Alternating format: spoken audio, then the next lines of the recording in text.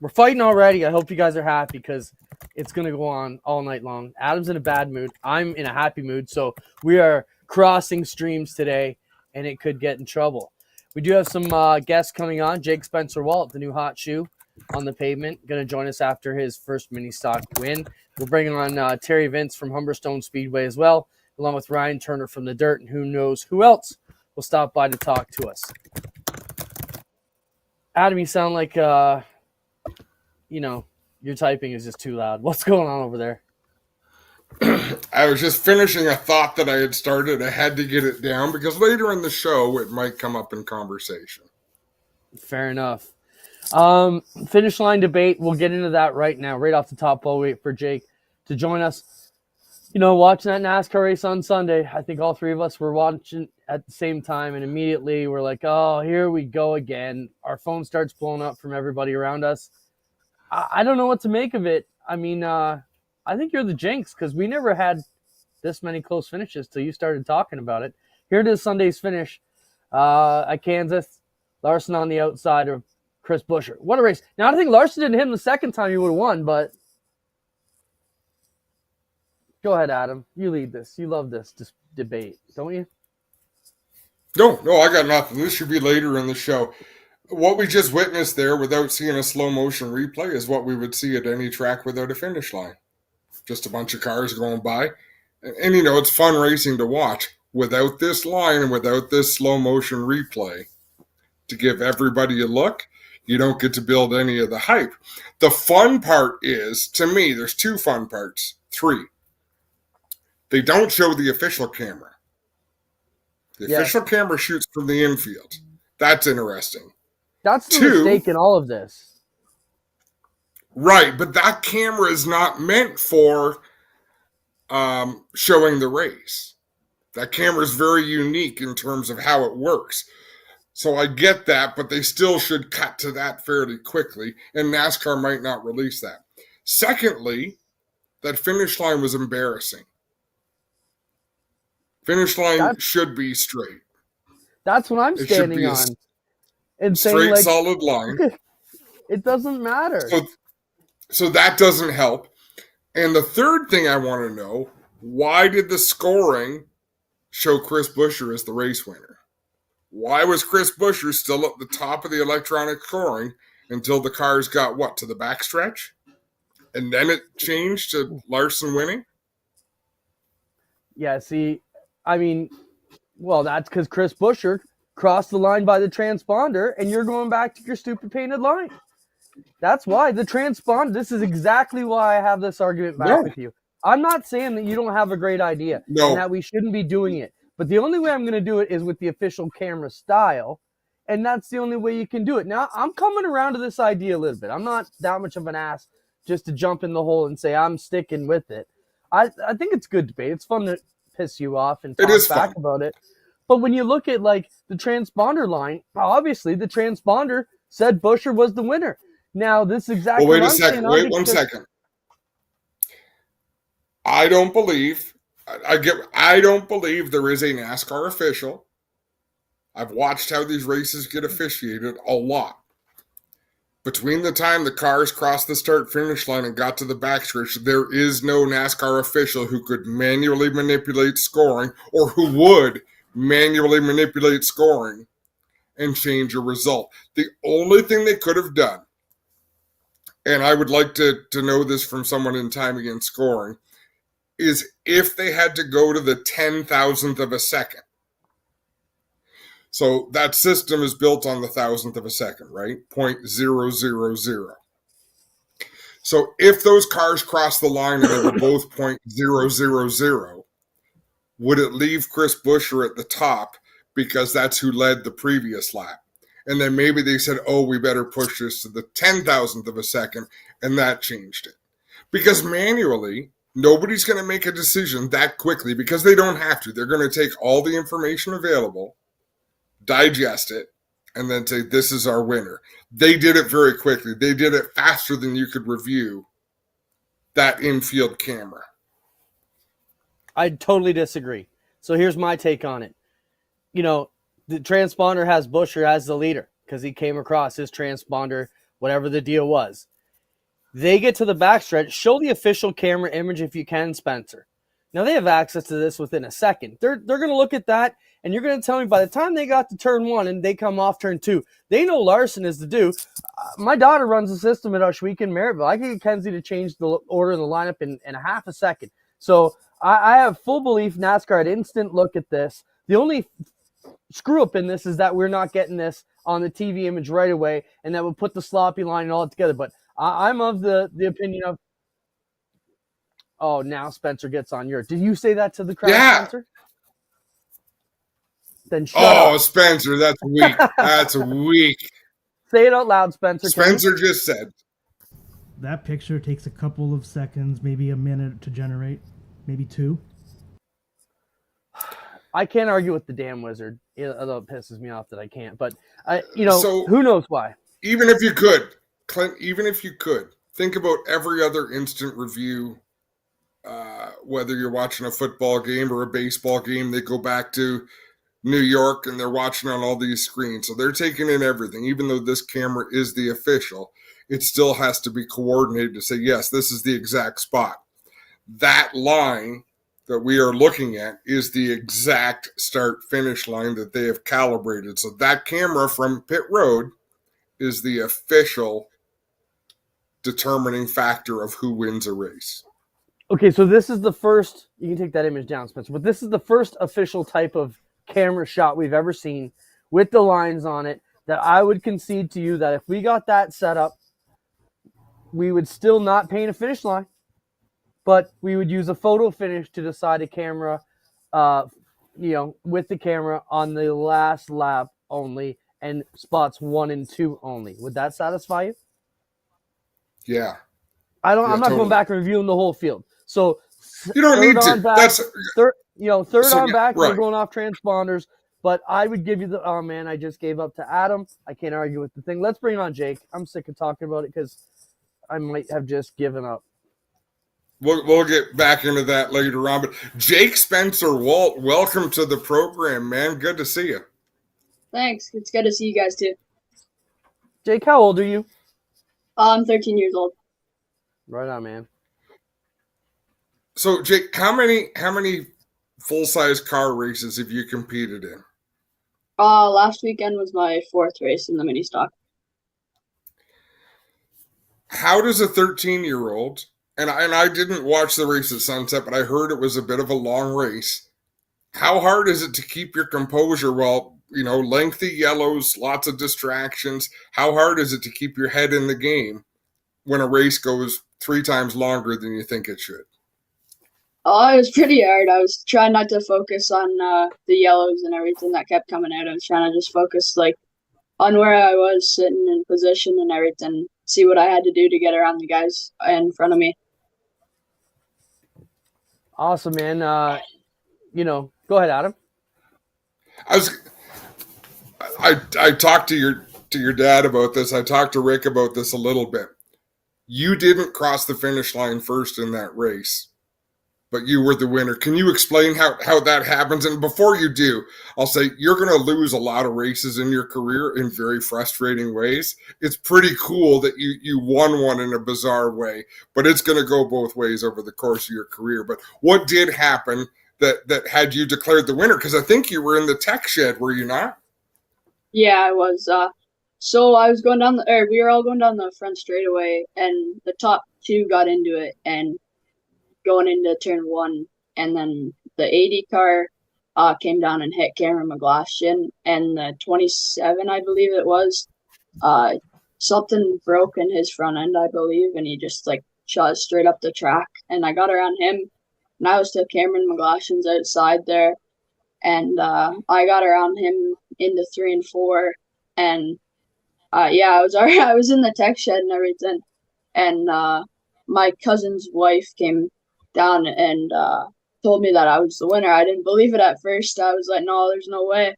And then Scott McQueen, he came over. He's like, no, I heard it too. You got to get back out there into victory lane and everything. So that's when I realized that I won. So.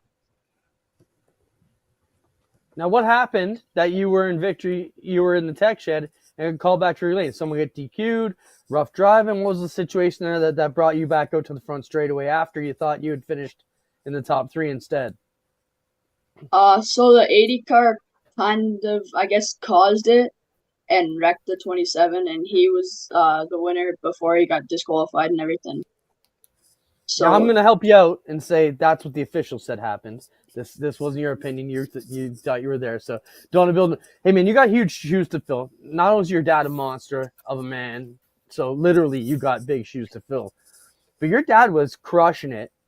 And he started talking last year that he was going to park it to help you. What does that mean for you that your dad put his very successful driving career when he's on top of it here in Ontario on the burner to help you out? it means a lot. I know I got a big shoes to fill to try to get to what skill level he's at and everything, but I need all the help I can get and everything with the car and everything. I I like him helping me, so I know, like, he tells me the line and everything that I need to run everywhere, and he helps, like, learn and stuff. Last weekend I wasn't turning, like, I was getting to the center of the corner and then, like, slowly letting the wheel come back where I need to turn it more at the center to get down the straightaway and everything. And he was telling me, like, that and everything. So How happy were you before? Like, if you're going to the tech shed, you've had a good top 3 run. Were you pretty stoked about that finish?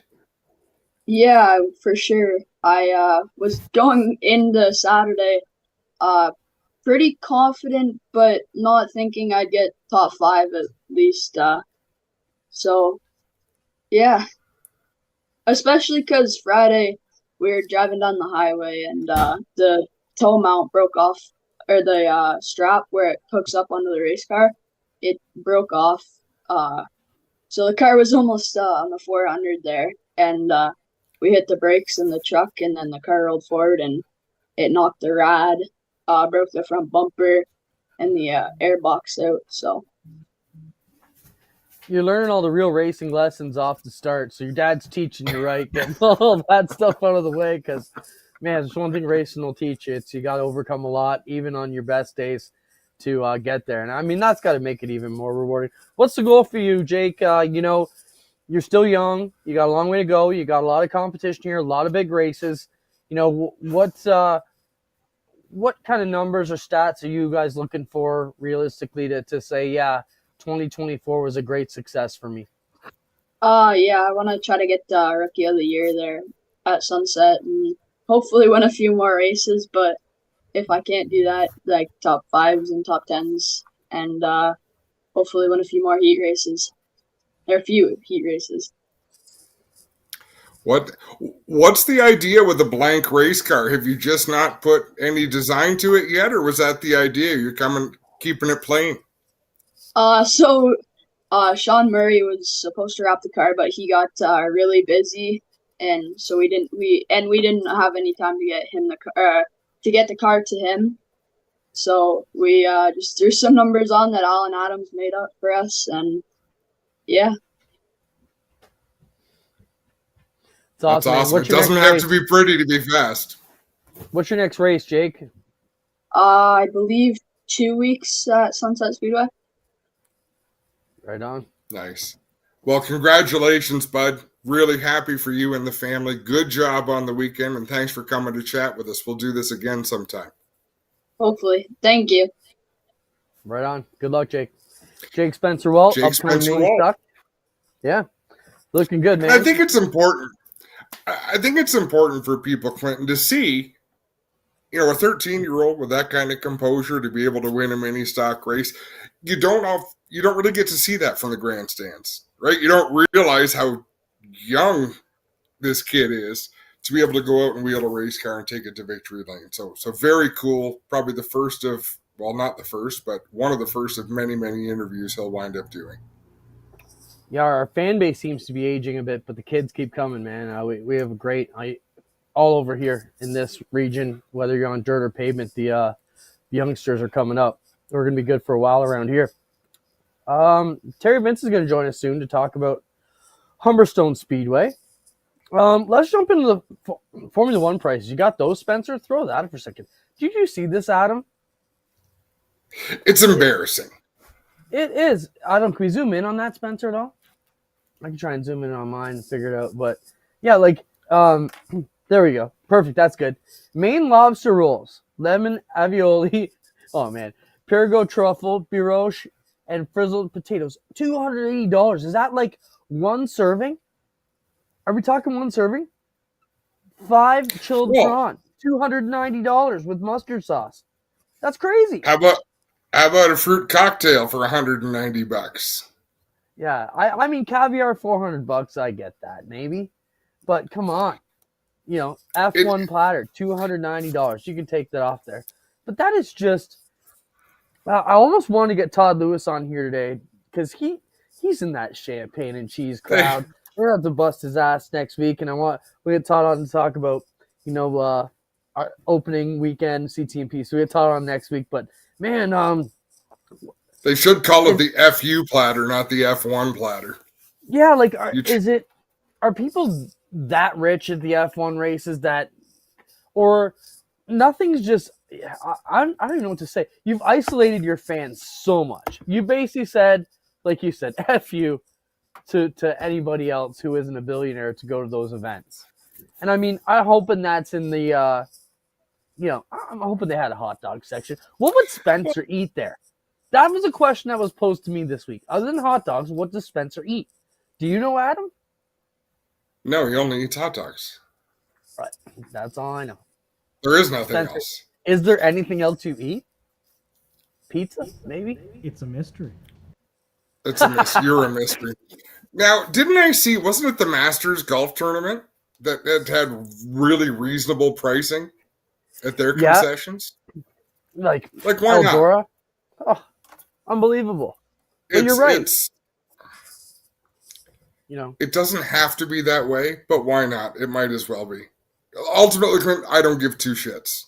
I do not care. I'm just going to text Terry Vance, see what's up. Because I'm not going just like you're not. Let's talk a little bit more finish line if you want. Doug Erskine had mentioned earlier the red line was Kyle Larson, the black line was Chris Buescher. And that line represents where they finished the race. So both of those pictures, so both pictures, the red and the black, I guess, how do you put it?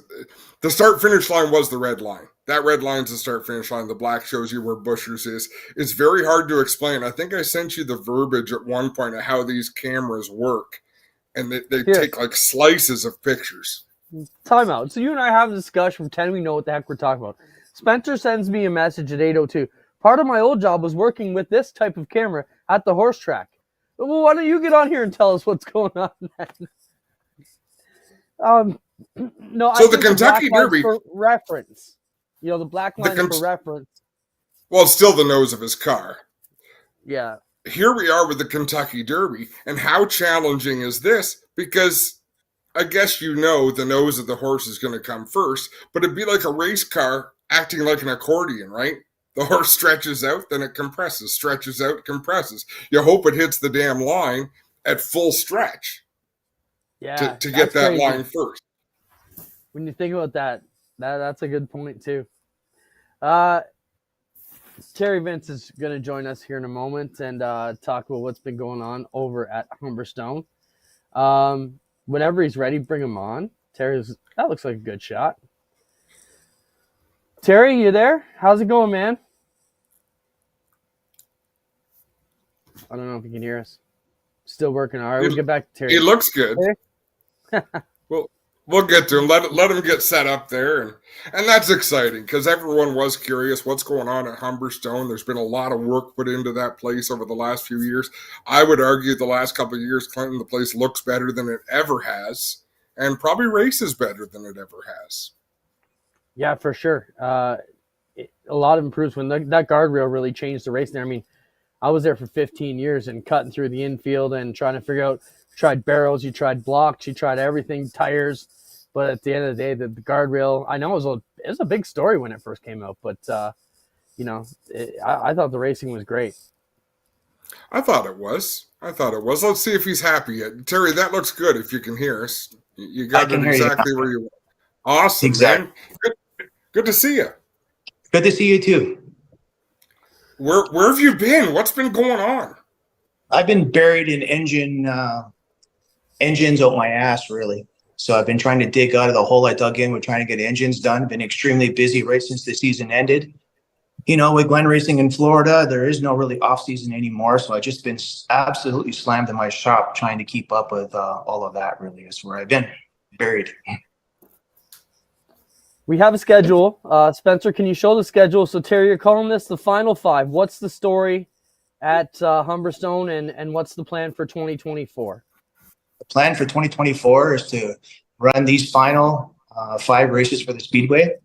And this is not in, these are actual, the final 5 are actually races. I still have the EV Destruction that I'm running on October the 19th.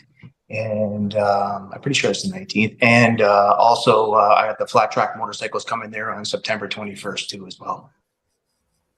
So in a nutshell, this is going to be the last year for Humberstone Speedway. The lease is kind of at the end of the road with for the property. And yeah, so I'm hoping that the final 5 here, we can make them kind of special, and hope everybody can come out and support the final 5 races of the Speedway. Terry, why those dates? I noticed that the August long weekend is left open. Well, I had a really good All-Canadian, and that was historically when the All-Canadian was in the long weekend in August. Had a very successful very first one, and that was just in the middle of COVID or right at the end of COVID. But there was no Canal Days, and the last couple of years trying to go against Canal Days and the massive firework display that they have on Sunday nights. The grandstand is weak. I end up with a high payoff or a high purse and, you know, good, strong back gate, but always struggling in the grandstands.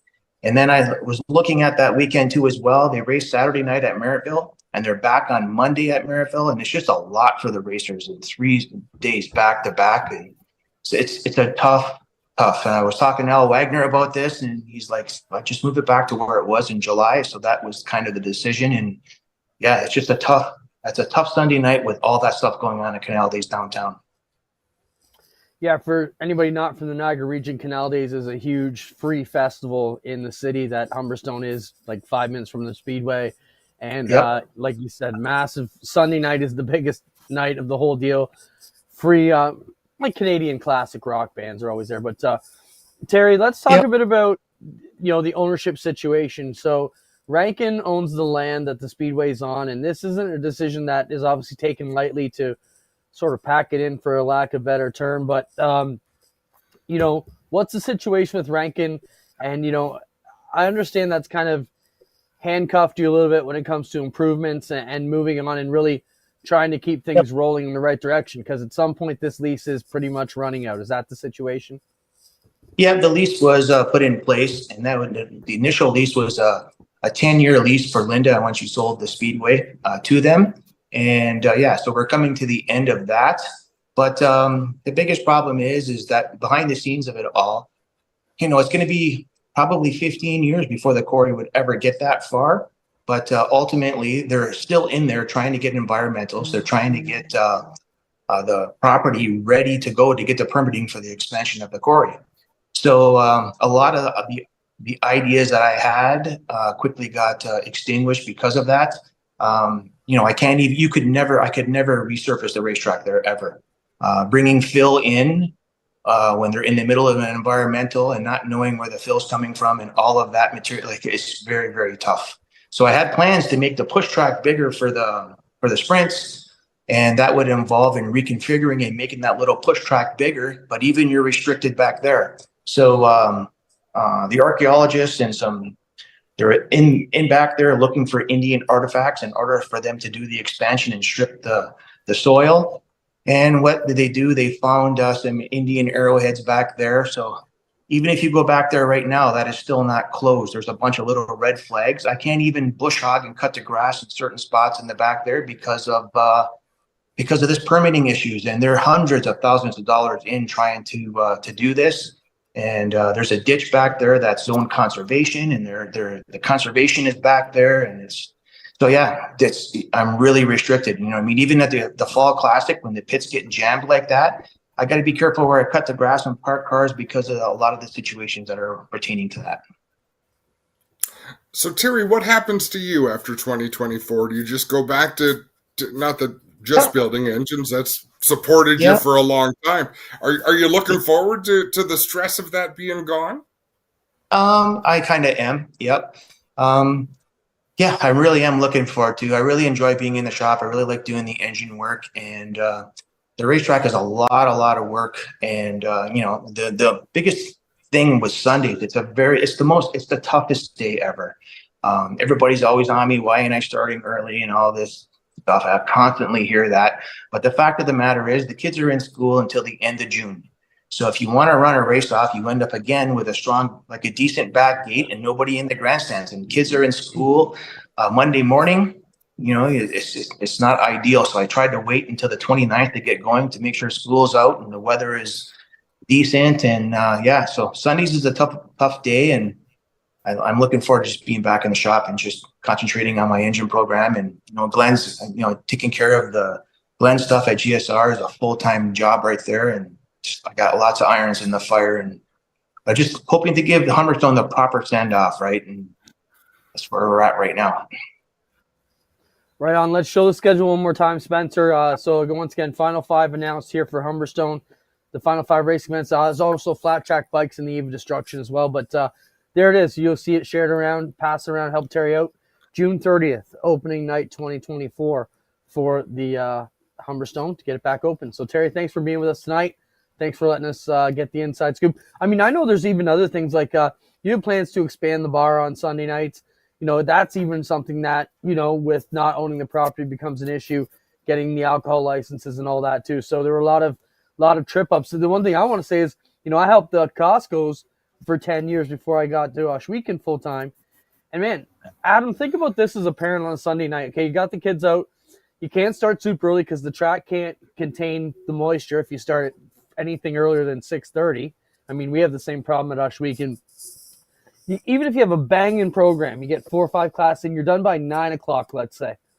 By the time you drive a half hour home from Humberstone, because very few people live right there, then you got to get the kids in the bath. They're cranky the next morning. It's 11 o'clock before you know it on a Sunday. And then that makes it tough for school, all those other things.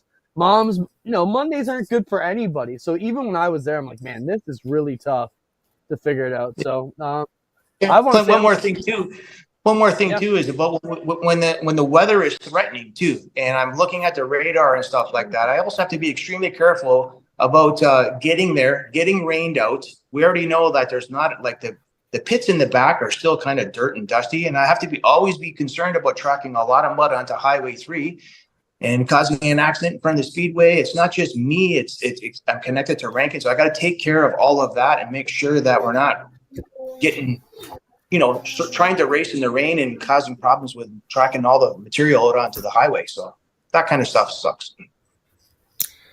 There's a lot more that goes into running a racetrack than people might think. But Terry, good luck. We thank you for joining us, and we'll see you at the races. Yep. Talk to you soon, guys. Thanks, Terry. So once again, Final 5 from Humberstone will kick off the end of June, and crazy to see. But it's a story we've been waiting to hear on for a while. So we got the answers now. And on behalf of all the Niagara Racers, thanks to Terry for keeping it going, for carrying that torch for 5 years. Certainly not an easy thing. We also have to remember, Adam, his first year was COVID year 1. So his first 2 years of operating a speedway were COVID, which is, man, insane to think about. But still got it open. So, hey, good on you. We got 2 more guests still coming though, Adam. Ryan Turner's going to join us, and I got Josh Sty coming on to talk about his new partners as well. So maybe right now, before bringing Ryan, you got anything you want to jump into, or you want to jump into some videos of the week? Videos of the week. I met a guy yesterday. I had my dental surgery yesterday, right? So I got stitches all right here and right here right now. I can barely eat. I'm on the mashed potato, scrambled eggs plan, and I got a big Wendy's Frosty upstairs that I'm dying to get into after this. But I met a gentleman. So I got to my my dental surgery yesterday, back to trucking. And I walk in, the guy says, hey, you got any schedules in that truck? I said, yeah, I do. So I gave him over, and I said, you ever been? He said, no. So I hooked him up with a ticket or 2 and gave him some schedules. He said, man, he goes, I'm kind of a race fan. He goes, but is that Burger Shack place down there? And I said, oh, yeah, Burger Barn. He goes, that's it. I saw that thing on TV. My buddy's a race fan, wants to go down. I want the burgers. He wants the thing. I said, it's going to be busy on a Friday. I got to tell you, you're going to have to give it some time. He goes, if it's got a lineup, that means the food's good. I'll wait as long as I need to. So it's just good. Hey, Walter, nice meeting you. And enjoy the Burger Barn. That brings into our Burger Barn videos of the week. Of course, right next to it is Petro Plus Travel Stops. You can get everything you need from all the best fuel and convenience items right there next to the Burger Barn. And don't forget, Monday through Wednesday, great days to go to the Burger Barn. Walk in, sit right down, grab whatever you want. Breakfast 7 days of the week. It's my Burger Barn pitch for Jay. Here we go. Burger Barn videos of the week in no particular order. Okay, Adam. So this is a sprint car driver on fire, but nobody knows it. He don't even know it yet. Have you seen this one? Yeah, and I was trying to figure out what the so now deal he realizes he's got alcohol fire in his legs. And he goes over and he kicks the official. Now that, I don't like that. Well, you're on fire. I think we can. But, what the hell? Okay. He's where did alcohol fire? No. Where did the suit go? No, he pulled it up to get the. I think he pulled it up to get like cold stuff on his legs. Well, let's run that one again, Spencer. And here's my issue. What track? Here to Fremont. What track doesn't force you to run additive in your alcohol that makes it burn in color? We don't. I thought that was everywhere. No, not no more. So look, here's my issue. He doesn't even realize he's on fire yet. Okay, he's standing there, everything's good, and then he expects the officials to know. And I get it, you're on fire. Okay, now he's trying to scream, but they can't hear his helmet. But for that kick in the ass, you do that at my track, you're getting a suspension. You are. You're an idiot. I don't think I've called you a name in a long time. Shut the hell up. If I'm on fire, I will stick my size 13 up your ass if I think it'll extinguish it. He needed to get the guy's attention. No, it's not. It's not. Come on. It is. It's disrespectful. Oh, fuck you. Excuse my language. Screw you're disrespectful. The guy's on fire. Excuse me, sir. Sir, would you extinguish? No, I'm going to do what I have to do. He's lucky he didn't get his ass thumped out there. You kicked the wrong guy in the ass, I'm going to pound your face in before I even realize you're on fire. You don't come up and you walk away from me. If I come up to you, dance in front of me and you point at your legs, you do it. You come over and kick me in the ass. If you can't see that disrespectful, you're the asshole. If I come up to you and you have a fire extinguisher in your hand and I'm on fire and you don't put me out. I'm trying to put out your race car and you're standing over there doing a dance by yourself. It took you 30 seconds to realize you're on fire. How the hell am I supposed to know? I'm going to cut you some slack because you just had surgery and you got stitches in your mouth and that would make me grumpy. But you are an asshole. I want to see that again. Does his legs, so what you will see when a fire suit catches fire, when Nomex catches fire, it'll start to discolor and go like a gray-brown. And I want to see if that, watch down by his, whoa. I'm telling a story, shut up. Down by his feet, the suit is black. Keep watching as it goes on.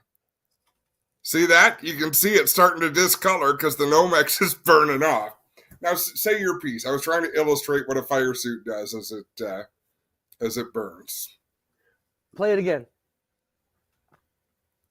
My issue here is, okay, he gets out of the car, gives us no indication he's got a problem, okay? Safety crew's doing their job. The guy's there. You all right? He's not saying nothing. They're trying to put out the fire in his race car. Now we realize he's on fire. He could have taken one more step in front of the guy. But that kick in the ass, you need your face punched in, man. I'm sorry. You're an asshole, and that guy's a dick. And he needs a kick in the dick for that. And if you're at my track, you're going to be in some heat. I can't wait. You don't treat the guys who are putting their life at risk to save your life to be an asshole like that. Get that guy on the show so I can tell him he's a dick to his face. I didn't think I would ever say this, Clinton, but I can't wait until you burst into flames one day. And I want to see how polite you are to the people holding a fire extinguisher. I can't believe you can't see that other way. Yeah, at least my fire crew's on. Let's bring on a guy who is not an asshole, Ryan Turner. Ryan, welcome to the show. I see him laughing in the background as we're fighting over it. Ryan, pick a side. You've been a guy who's been on fire. Should you be kicking an official, or is that warranted? Only my car's been on fire, so I can't justify that one. You don't know how you're going to react until you're put in that situation. I did think the same thing though, Clint. I was like, wow, did he really go off on his butt there? But I don't know. Until you're in that situation, I'm with Adam on that. You don't know how you're going to react, and I hope none of us are on fire. I hope no one's on fire. It's not a good situation. Right. And I'll see Clinton's side. All I'm saying is I'm going to give someone the benefit of – I'm going to give them a free pass because they were on fire. Like, all the reasons you could have to be a little bit out of sorts, being on fire is one of them. He kicked that, and it was almost like dead mule. Like, he wasn't. There was no like he shoved his 12 right up that guy's ass. Okay, you don't need to be that way. I mean, yeah, it was almost like he tried to talk to the.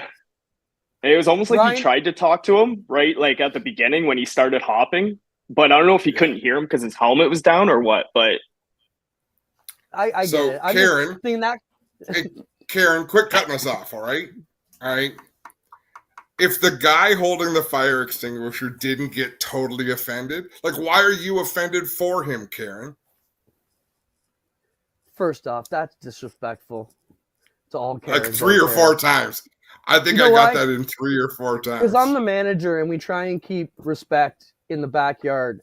And to me, that was just disrespectful. And I realize you're on fire, but man, you're going to have a talk to after that. I mean, these guys are there volunteering to save your life for 3 hot dogs and maybe 40 frickin' bucks. For you got to come up, you're just lucky the guy didn't turn around and bash you right in the helmet with that fire extinguisher and let you burn until he realizes. And I realize I'm taking a lot of heat here, but that was just disrespectful. No, Ryan, thanks for jumping into the heat, but let's no get problem. into Ryan's positive stuff. We're I did not bring Ryan on here. I didn't think we were going to get that heated over it, Ryan, but I know everybody loves it when we fight, but I love when we can get a good fight. How's it going, bud? You've already been racing a lot. You've been down to Tennessee. You've been down through all that side of things. How are you feeling about, the Nitro team and getting into, the 2024 racing season, coming back home this week practice, next week opener? Yeah, actually, we're going to Lawrenceburg on Saturday as well. I know the 15 cars skipping practice on Friday. We'll be there. We'll be watching, but we will not have the car there. I believe my teammates doing the same thing as well. We're doing good. We're getting lots of laps. Both cars are fast. We went down to Tennessee and we were both top 5 the one night, and Liam was just outside top 5 the other night. Both have cars that are competing every time we're on the track. We're excited for the season. It definitely helps when you're getting this many laps. As you know, practice is hard to come by. Even at the Oswego practice, you'll probably get 3 sessions, right? So it's tough. The more times you're in the car, obviously, the more experience you get, and the better you are for the race season. Ryan, talk us through that, because there's really not many racetracks quite like Oswego. It's very wide, very fast, tons of room, tons of options. No matter where you go, you're dealing with track surfaces that are not quite the same as what we have on a Friday. So what is it you're honing? What can you take from these different events and from racing with complete strangers that you can bring back to a Friday night and turn into success? Yeah, it's the adjustments.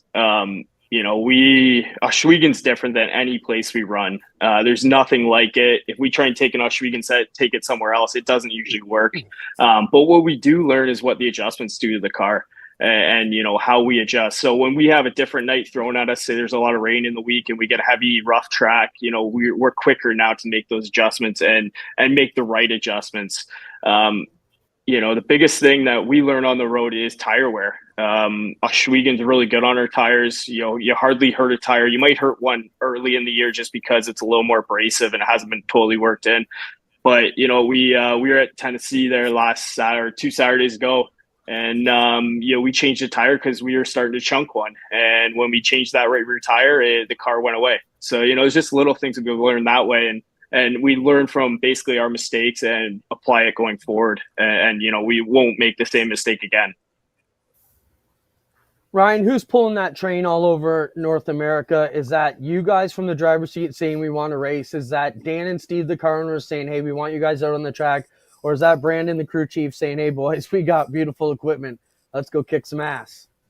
It's all the above. And then now that, we roll into any track and we're pretty much competitive, I think that train's got a little more steam behind it. The drivers are itching just as much as Brando and Dan and Steve are to go racing. At times it can be a little much, right? But, the opportunities don't always come around, and it's tough to turn down. We're going to some, definitely bucket list tracks, some that we may never want to go back to as well, but we learned that lesson and go to them. Oswegan's one of those tracks that people don't realize how spoiled they are. When you go to Oswego, you get used to it. It's the norm. When you start going to some of the other tracks, for example, we went to a track last year, and I think I heard 3 words over the one-way the whole night. And I think it was for a red every time. That's all we heard all night long. So, there's just different there's different mentalities out there. And sometimes, we get treated a little too nice at times. And then there's other things that Oswego could pick up off other tracks as well. So. Yep. No, there's good stuff everywhere, man. What are you most looking forward to this whole summer long? Is there a place you're going to that you're just really pumped up about? Is it, Thunder on the Grand? What are you most excited about this year? I kind of alluded to it in our interview last weekend or 2 weekends ago there, Adam. We're going after a championship. There's no doubt about it. We're not going to hide from it. We've been very close the last 2 years. We're going to, try and put it all together. Obviously, you need some season luck, but then, you also have to put yourself in a good position night in and night out. Need to qualify well. Need to have those nights you redeem yourself and different things like that. On top of that, we'd like to get back to the Knoxville Nationals. I know, Clint, you're working on some stuff on there. And if we can't go there, I believe we've already looked at going to Eldora that weekend. So that'd be a bucket list track again. What Ryan's alluding to is we have scheduled races at Oswego the same weekend as the Eldora 360 Nationals. So with our schedule getting moved around, I'm like I like to say, I'm going to endeavor, which means I'm going to try. But I don't see a problem. I think if we can have our best representing the 360 world at Knoxville, we have to do what we can from the Speedway side. If that means it becomes a show-up points night for the show-up guys, so you either show up at Knoxville or show up at Oswego to get your points, I think that's something we need to work on. And, thanks for refreshing me on that. I'll get you an answer on that this week, but I don't see how we cannot do that. But, Ryan, let's switch gears back to the family side. You're a dad now. Twin kids. How has that changed you since you became a sprint car guy, when you just had to worry about stagger and now you have to worry about 2 other parts of stagger? Yeah, it's my shop days are not as productive. They're into everything and everyone else's business at the Hills Racing Shop as well. So I got to apologize to them, but no, it's good. It's awesome. As they go everywhere with us. They love the racetrack.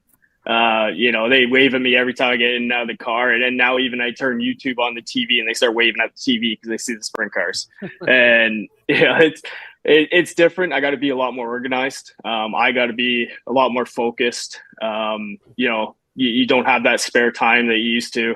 Now even I've been, at the shop quite a bit this week, just getting all our spares ready. So if we do have an issue, if something does wreck, we're prepared and we're in that position. It makes it definitely a lot different. My wife and I always used to ride to the track together. Now it's a little different. She's usually going home early with the kids and I'm going back to the shop to wash the car. So there's a lot of differences there. And obviously I lose my wife's help as well. She's watching the kids. And then, we do have some help at the track. But that's not always there. Well, man, you're balancing it really well, and we're looking forward to seeing what you can do this year at the Big O and on your travels. So we love hearing about how things are going on the road, and we look forward to watching you battle every Friday night as well. We're excited. We're excited to get back to Oswego always. Thank you, guys. Thanks, man. Ryan. Good luck, man. Ryan Turner with us the past few years. I got to stop doing that. I kind of left him hanging. I talk, don't ask a question, and then stop. But our drivers are so good at keeping the conversation going, but it really is quite rude of me to just leave him like that. It's all good. Let's bring on our next He guest. bailed me out. Yeah. So next guest, Josh Sty. Josh, APC late model driver, which we'll be covering here in a week and a half as we kick off on Racing America and Rev TV. Josh, welcome to the program. I understand you're fresh off testing tonight. Welcome to Rivalz. How you doing? Yeah, I'm doing great. Thanks for having me on. How did the test go? It wasn't really, it was more of a shakedown. I'm hoping to get to Sunset later on this week. So I just thought, go out to Salvo about a half an hour from here, make sure I got no leaks and nuts and bolts are tight and just the little stuff. I mean, you guys been around racing. It's all the little stuff that you got to put together to be there at the end. So just trying to have my ducks in a row for when we put a full effort into doing a full swing test. Josh, I hate to say it, but we've seen a lot of little things cost you a lot of big races over these past few years, man. I got a real question for you. Just speak to that though. Like, how frustrating is that when you have a program like you do and you think you've done it and you've nut and bolted the car on a Tuesday night and then, man, something just drops off? Yeah, it's frustrating. Some stuff is beyond your control, right? Parts get weak over time, and I mean, nothing's perfect. Sometimes there's flaws, and sometimes they find more guys than others. But I just try to keep my chin up and stay positive, and hopefully we can. Some years are your years, and some years aren't your years. So hopefully this one's one of those years for us. Adam, I got one for you. Hold on. So I just want to let you know why we brought Josh on. So our buddy Robbie Longboat, or Johnny Longboat, as Team X has crowned him now, sends me the pictures. Put the picture, Spencer. So as I'm going, I think it was Friday, Josh, I got a call from Robbie. He said, "You know this guy?" I said, "Yeah, it's Josh Sty. What's he doing in Hamilton?" So Josh, tell us about your situation with Pioneer and what brought you to Tim Hortons Field with the soccer team on the weekend. Yeah, so Pioneer is something that myself and my team has been working on all winter long. We've been talking about the partnership since late fall, kind of right when race season stopped. And, they kind of approached me and said, "We're a big supporter of the Hamilton Tiger Cats." Didn't know if you knew that, which I did not, because obviously we're pretty well racing every weekend, so I don't get much time to follow other stuff that's going on. I have a lot of family originally from Burlington, so it's kind of neat. And I said, "Well, wait," I said, "the Tie Cats," I said, "is there some way of doing the unveil there?" And they're like, "Yeah, that would be sweet." So basically I just kind of spearheaded it myself. I started kind of talking to the marketing girl over there, and then I found out that Pioneer actually sponsored the gate entrance, and they sent me a picture, and it's the big Pioneer gate. And I thought, why don't we do it right there, right in front of the field, right under Pioneer? I got a custom tent done by Epic Racewear, Dan and Bob there, all pioneered out, and we put the car together. The fire suit's not in yet, but we've done about 20 takes on that to get it right. We did the car in one go with Craig at Image Wraps, and everything just kind of fell into place, and we did the big unveil there. It's been pretty tight-lipped all winter long. It's been hard to do, but it was a really incredible experience. It was fun on both sides with our team and theirs. We were originally supposed to do the unveil with the Tie Cats, but they ended up getting into training camp and we had no access to them. So the soccer team, the Forge FC, came out, and they were a great group of guys, and it couldn't have been done any better. Josh, how do you keep pulling this off? You've had some partners, a lot of cars that we see, a lot of the race teams that race in the APC series have a lot of logos on them. But what I've noticed about your partnerships the last few years is they activate as well. They're very active in working with you and working with the racetracks. How much effort goes into that?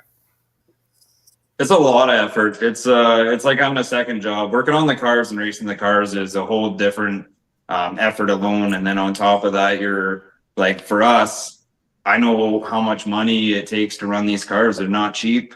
Obviously, I want to travel. I want to race as much as I can, and I know that it's a lot of money, but there's so much value to bringing great people together. Now, we have this huge networking circle between everyone that's on both cars, and we kind of work back and forth, and everyone's kind of become family under our Stody Motorsports umbrella. So we have a lot of cross marketing going on, and I mean, you got to do. I feel like a lot of guys don't have names on their cars, but they're not doing the little things like we do, and it's all just time and effort. So doing that big unveil at the football stadium. You know, we're gonna go to a game with the Hamilton Tiger Cats, have the car on display. Like Pioneer and a big organization like that has to see some kickback on the advertising, not just the car going around the track. So we'll take it anywhere and everywhere to get their name out and do our part outside of the racetrack. So yeah, it's a lot of work,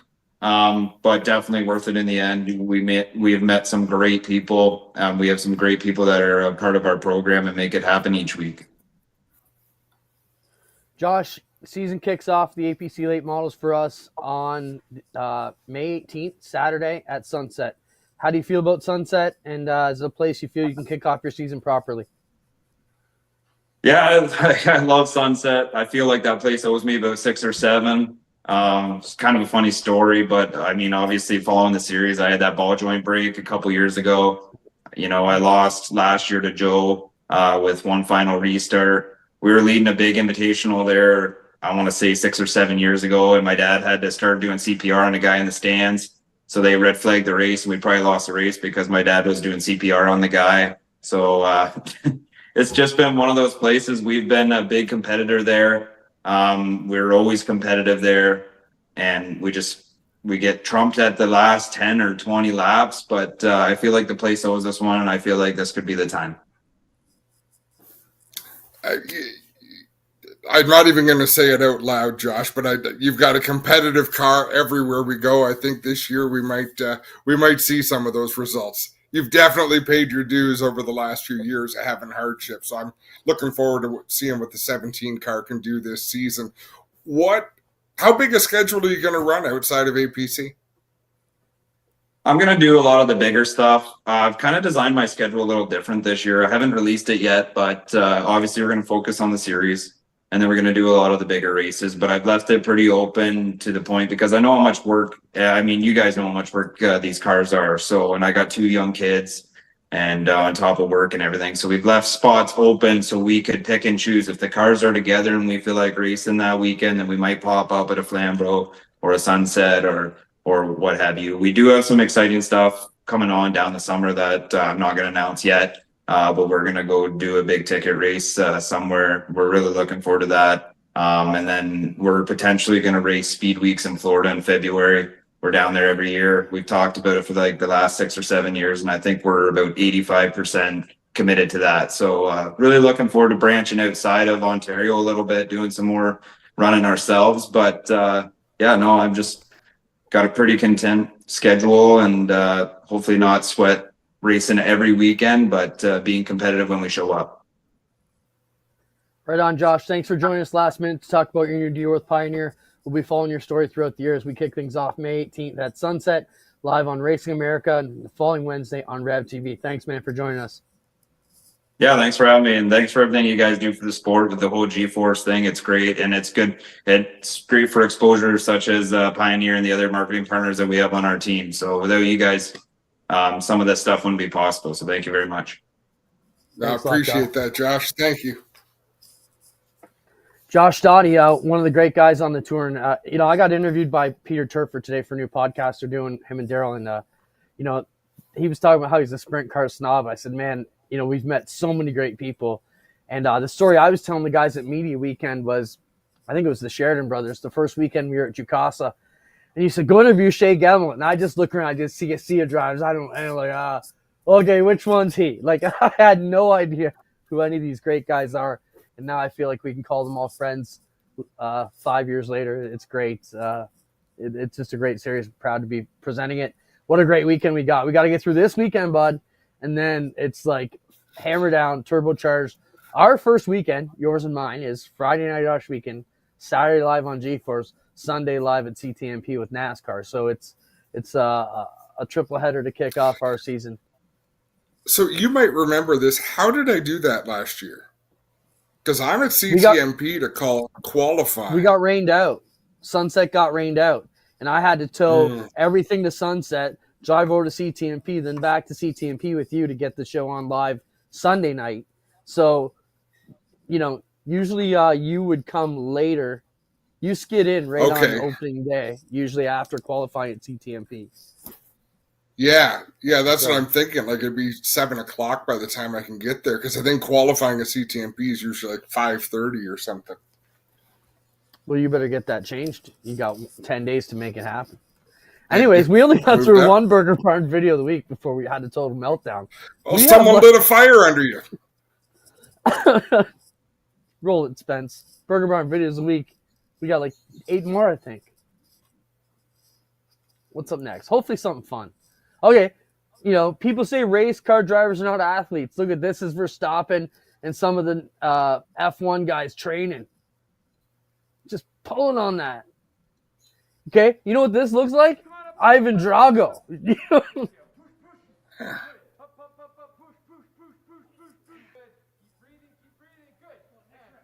I just thought it was interesting to see how these guys work out. Yeah. Look at totally exhausted Max Verstappen. You can see why he's a machine. Got beat in Miami this weekend, but how big was that? F1. Even I enjoyed that.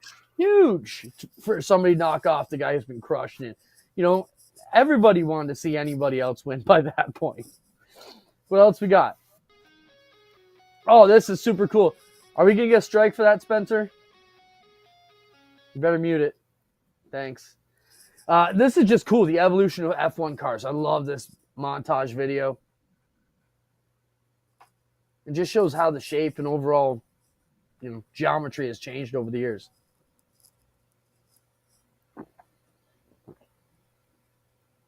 That's pretty cool. That is neat, eh? Someone put some time into that. Even just to line up all the wheels and make them all look the same and resize them, that's a lot of work.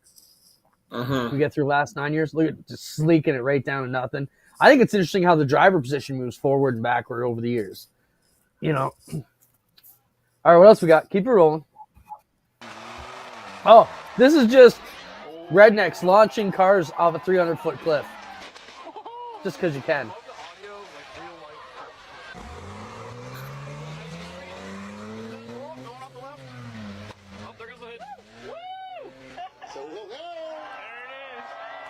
And tons of rednecks just cheering every car that gets dummied off the cliff. Get it. Oh, yeah. 2. There it is. But look at how close it's coming to the people. Like, what's going to stop that from landing in your lap? Here's the last one. I think they got a rail. Does it hit the ramp? Yeah.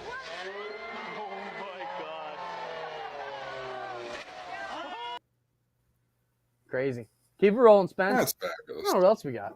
These are just stupid videos we find throughout the weekends. So we're sitting around. Annual Alaska event. What the setup looks like for NASCAR. You saw my F1 setup, so very late in the season. But check it out. This is what I came up with. Just some animations over there. The Jumbotrons. Got some statistics as usual. You guys know I love my statistics. The main event there. Some driver statistics. I'm a fan of Tyler Reddick. Some live in-car footage. I can probably do a lot more footage than that, but I gotta tweak that a bit further. And then the no-nonsense space to watch is, of course, always in the theater with a giant screen. Wow. I just got to send a shout out to Spencer, thank you, the Wizard, for letting us see your basement. We appreciate that. You got quite the setup. I think you need to host the G-Force parties from now on. How many more we got? We got a few more. Keep them rolling. I don't even know what's coming. This is the fun part. Okay, this is Brisca Racing, or it's in England, Adam. But why we even got brakes? They just ram everybody out of the way. We need to get like Rick Young or somebody on here to explain this, because this is just dump racing. Tons of bars. Just pound everybody. He hasn't dumped anybody yet. Now he did.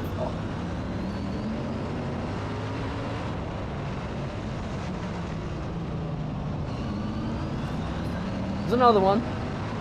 Yeah. And I mean, hey, if you know that's the rules to the game, don't hate the player, hate the game, right? But if you know that's what it is, I'm cool with that. What else we got? It's very satisfying to watch, though.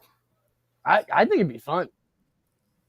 Yeah, how about an update on Tyler Walker? You know, we talked last week to Chaz about him who's going to rehab. This is an update that came over the weekend. He's looking all right. Hey, everybody. I'm a couple of days sober. I'm eating good, I'm sleeping good, and I'm feeling good. And I'll keep you updated on my progress. Definitely the difference, cleaned up a little bit. Good for him. That's all a race car can hope for, you know. Hey, man, if he can keep it up, good for him, as you said. Keep going, Spence. What we got now? I added a few. Okay, this is cool, Adam. So if you ever had to change a transmission in a race car, look at whoever designed this car put this bar thing in so you can slide your transmission right in, right out. That's genius. Wow. Show it again, Spencer. That is pretty cool. Just one extra bar in your street stock.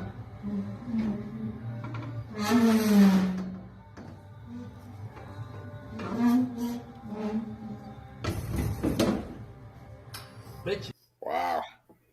That's Nicely pretty cool. done. Yeah, I thought that was neat. What else we got? Oh, just a great finish here. Coming up to the white flag. Down to the white flag, red flag conditions. Car upside down in turns 1 and 2. Back underway. They roll into turn 1. Gravel to the inside of Shots. This is why dirt racing's so damn good. Gravel is right there with Yep. him. Gravel to the lead into turn 3. Gravel slides up the banking. Shots crosses back underneath. White flag waves. Now put And yourself Eldora in the for helmet. that matter. For the 10-time champion. David Gravel, one last opportunity. Put yourself in each Scott's helmet.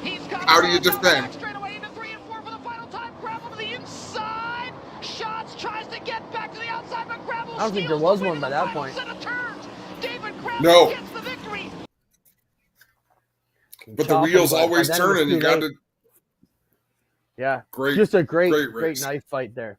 Got more, Spencer? I think I'd say maybe 2 or 3 more at the end there, didn't we? One more? Okay. You feel Lando also could have won the race without a free pit stop, given how quick he was on the hard tire. I don't know what the gap was, to be honest, before the safety car. How far were you behind me? It would have been tough. I would have had to overtake 2 Ferraris, Red Bull, Oscar. Oscar was doing a very good job, so hats off to him. Yeah, but I mean, it's always if right. If my mom had balls, she would be my dad. So, yeah. Yeah, I mean, it's how it goes in racing. Sometimes it works out for you, sometimes it doesn't. The other guys don't know what to love say. that. I love that. I love that line. I've always heard it with aunts and uncles. I've never heard it with mom and dad, but that's fabulous. Way to keep it real. I think I need a nap after tonight's show. Well, you definitely need a Snickers. Buddy, I'm so happy today. I had a great day at the Speedway. The sun is shining. My vitamin D intake is back up. Even though my face is messed up, I feel good. I'm just hungry. I'm hangry. But I can't eat Snickers, man. If I tried to eat Snickers now, I'd be really pissed off.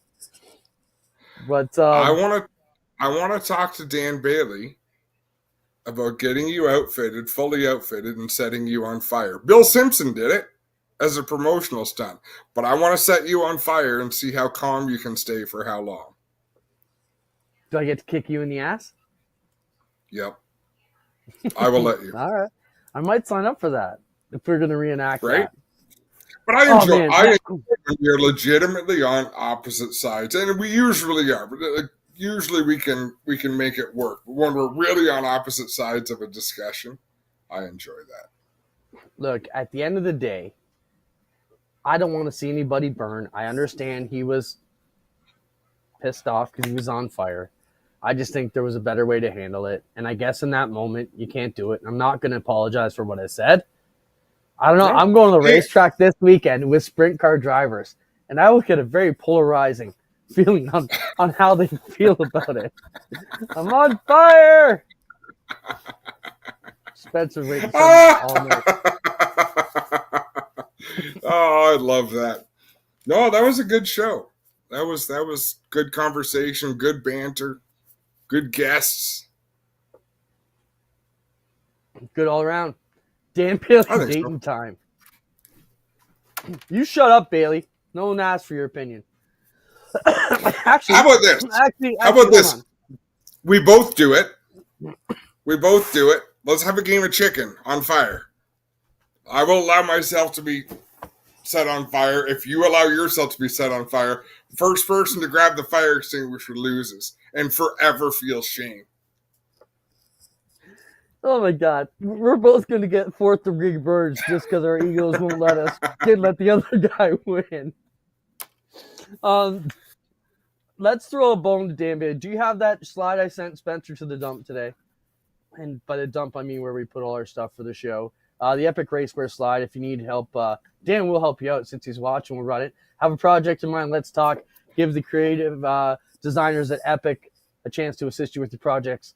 Call or email info@epicracewear.ca. Thanks, Dan, for all you do. We appreciate you being here. And I don't know, man.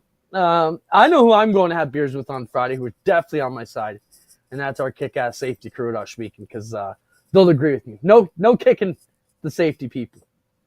Our safety crew wouldn't walk away from someone who was on fire. This is true. Look at you kissing up to them now. Now whose side you on, eh? Now that you want to be on fire and need help. I get it. All right. Good Thanks, point. Spencer, See for you next everything week. you do. Yeah, see you guys.